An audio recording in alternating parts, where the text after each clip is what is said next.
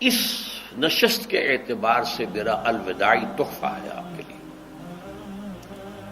اور وہ یہ کہ میری جو دینی، ملی، تاریخی، سیاسی، عمرانی جو سوچ ہے، جو فکر ہے میرا، جو 50 برس سے زائد عرصے کے مطالعے اور غور و فکر پر مبنی ہے،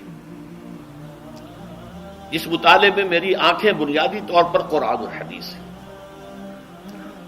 لیکن یہ کہ دنیا کا مشاہدہ، کھول آنکھ، زمین دیکھ، فلک دیکھ، فضا دیکھ، دنیا میں کیا ہو رہا ہے، کیا کیا عوامل ہیں، ماضی کیا تھا، ہم کہاں کھڑے ہیں، اب کہاں جانا ہے، اس پر میری ایک سوچ ہے، میرا فکر ہے۔ پھر یہ کہ ہماری اخروی نجات کا دار و مدار کس چیز پر ہے۔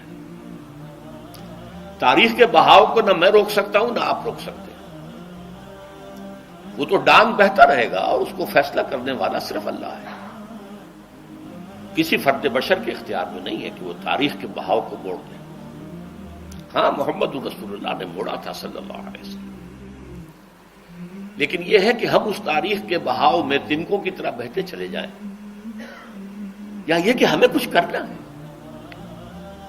اس اعتبار سے میں اپنے فکر کا خلاصہ آج آپ کی خدمت میں پیش کروں گا، وہ میرا اس سلسلہ اجتماعات کے اعتبار سے الوداعی تحفہ ہوگا۔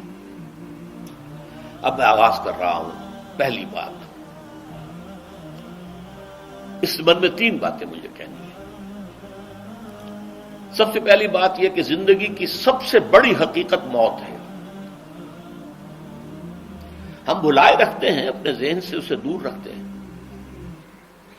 لیکن واقعہ یہ ہے کہ زندگی کی سب سے بڑی حقیقت موت ہے۔ خدا کے منکر پیدا ہوئے ہیں، لیکن موت کا انکار کرنے والا تو کوئی پیدا نہیں ہوا۔ اس لیے میں نے آیت آپ کو سنائی، کل نفس ذائقۃ الموت، ہر ذی نفس کو موت کا مزہ چکھنا ہے، ہر جاندار کو موت کا مزہ چکھنا ہے۔ ثم الینا ترجعون، پھر ہماری طرف لوٹا دیے جاؤ۔ تو زندگی کی سب سے اہم حقیقت موت، اور موت کے بعد رجوع الی اللہ، آخرت، یہ سب سے بڑی حقیقت ہے۔ ایک حقیقت سب مانتے ہیں، سب جانتے ہیں، دوسری حقیقت کے اوپر پردہ پڑا۔ میں نے اس اعتبار سے نوٹ کیا، یہ الفاظ قرآن میں 3 مرتبہ ہے، کل نفس ذائقۃ الموت، ہر جاندار کو موت کا مزہ چکھنا ہے۔ انبیاء اس سے مستثنا نہیں رہے، رسول اس سے مستثنا نہیں رہے، اولیاء اللہ مستثنا نہیں رہے۔ وقتی طور پر استثناء حضرت عیسیٰ کا ہے کہ ابھی وہ زندہ ہے، لیکن عیسیٰ یاتی علیہ الموت، حضور نے فرمایا عیسیٰ پر بھی موت آئے گی، جب دوبارہ آئیں گے، زمین پر اتریں گے، پھر اس کے بعد ان پر موت وارد ہوگی، ان کی نماز جنازہ پڑھی جائے گی، انہیں دفن کیا جائے گا حضور کے پہلو میں، شادی بھی کریں گے، اولاد بھی ہوگی۔ باقی تو یہ ہے کہ کل نفس ذائقۃ الموت، سب کو موت کا مزہ چکھنا ہے۔ عیسیٰ بھی بالآخر اس سے مستثنا نہیں رہیں گے، بلکہ قرآن میں ایک جگہ کہا گیا ہے افإن مت فہم الخالدون، کیا ہے نبی، اگر آپ کا انتقال ہو گیا تو یہ کیا ہمیشہ رہیں گے؟ کون ہے دنیا میں جو ہمیشہ رہے؟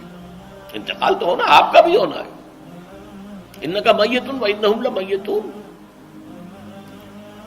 یہ تو مختصر ترین الفاظ تھے۔ اس سے آگے بڑھیے، سورہ انبیاء میں فرمایا کل نفس ذائقۃ الموت وَنَبْلُوكُمْ بِالشَّرِّ وَالْخَيْرِ فِتْنَةً وَإِلَيْنَا تُرْجَعُونَ، ہر جاندار کو موت کا مزہ چکھنا ہے، اور اس سے پہلے پہلے ہم تمہیں آزماتے رہیں گے، خیر کے ذریعے بھی، بھلائی دے کر، صحت دے کر، دولت دے کر، اولاد دے کر، شہرت دے کر، اور برائی کے ذریعے سے بھی، تنگ دستی دے کر، بے عزتی دے کر، اہانت دے کر، ذلت دے کر،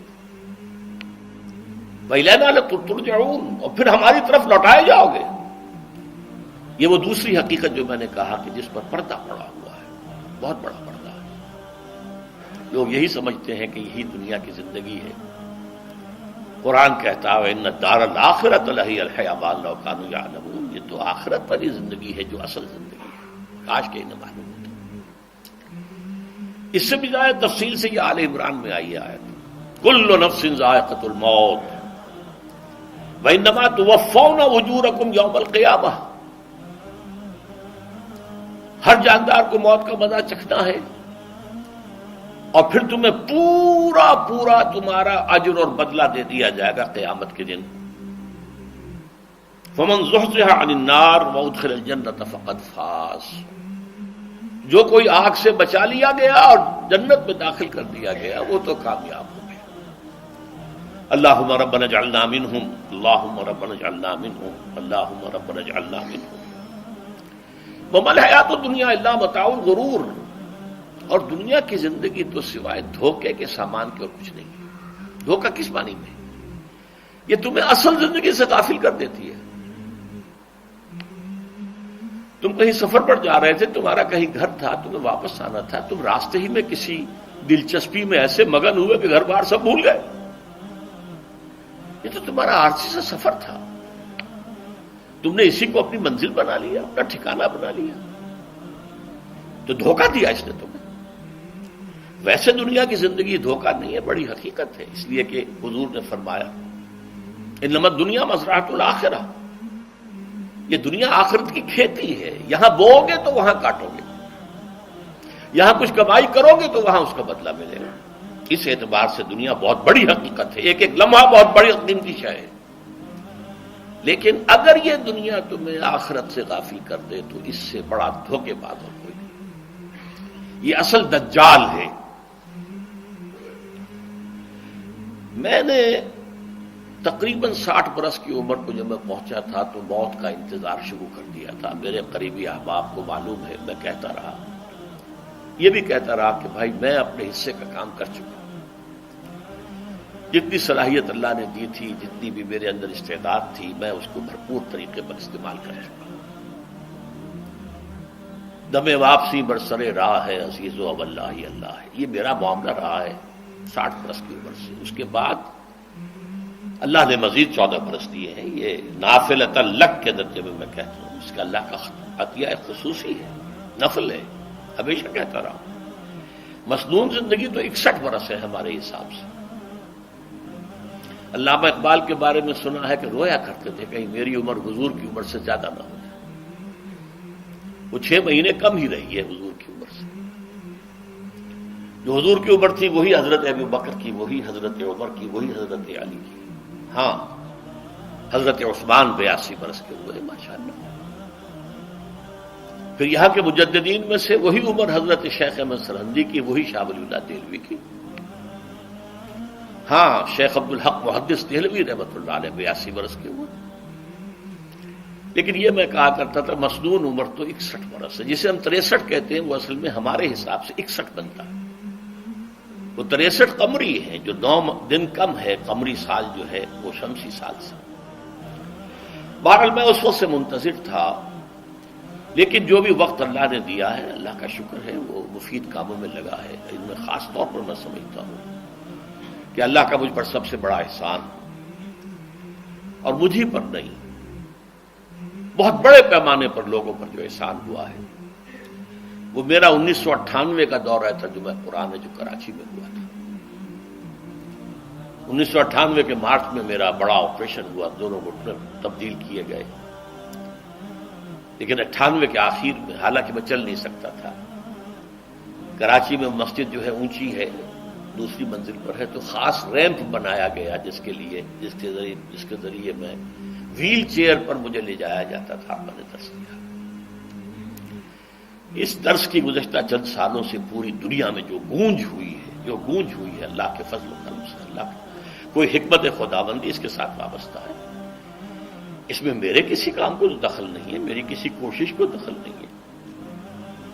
میں نے تو جو درس میں دیتا آ رہا تھا سن 85 سے دورہ ترجمہ قرآن، البتہ یہ بات ضرور ہے کہ میں نے محسوس کیا تھا کہ سن 98 کے اس درس میں دورہ ترجمہ قرآن کے مجھے خصوصی انشراح حاصل تھا۔ میری ساری گفتگو کا حاصل کیا ہے؟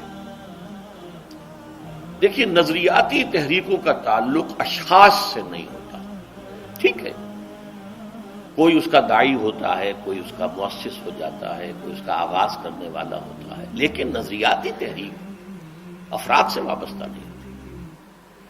افراد آتے چلے جاتے ہیں اپنا اپنا حصے کا کام کر کے، جس کو جتنا مقدر ہے، جس کی جتنی اللہ تعالیٰ کی طرف سے توفیق ہے، وہ اپنا کام کرے گا، چلا جائے گا۔ یہ چمن یوں ہی رہے گا اور ہزاروں جانور اپنی اپنی بولیاں سے بول کر اڑ جائیں گے۔ مبارک ہیں وہ لوگ جنہیں قرآن کی بولی بولنا نصیب ہو جائے۔ وَإِنْ يَحْسَبُ أَنِّي مِنْهُمْ، مجھے گمان ہے، اللہ کا فضل ہے کہ میں ان میں سے ہوں، میں نے قرآن کی بولی بولی ہے، اور قرآن مجید کو جیسا کہ وہ ہے ایز اٹ از، اپنے کو مذمومہ خیالات، اپنے کوئی ذہن سے زائدہ نظریات کو میں نے اس میں دخل نہیں دیا، جسے انگریزی میں آپ آبجیکٹیولی کہتے ہیں، خالص معروضی طور پر قرآن کو پڑھا، قرآن کو قرآن سے سمجھائے یا پھر سیرت رسول سے سمجھائے۔ میں لفظ سنت کی بجائے سیرت استعمال کر رہا ہوں۔ قرآن مجسم حضور تھے صلی اللہ علیہ وسلم، اور حضور کی سیرت اور حیات جو ہے وہ قرآن مجید کی اصل تفسیر ہے۔ یہ حقیقت بھی بہت کم لوگوں کے علم ہے۔ وہ احادیث کا نام تو لیتے ہیں، احادیث بھی ہیں، سیرت بھی تو احادیث ہی سے ہمیں ملتی ہے، لیکن میں خاص طور پر سنت یا حدیث کی بجائے سیرت کا استعمال۔ قرآن کی دو سورسز ہیں، قرآن خود اور سیرت رسول صلی اللہ علیہ وسلم۔ بہرحال انشاءاللہ العزیز یہ کام بڑھے گا، چلے گا، یہ میں ابھی بعد میں عرض کروں۔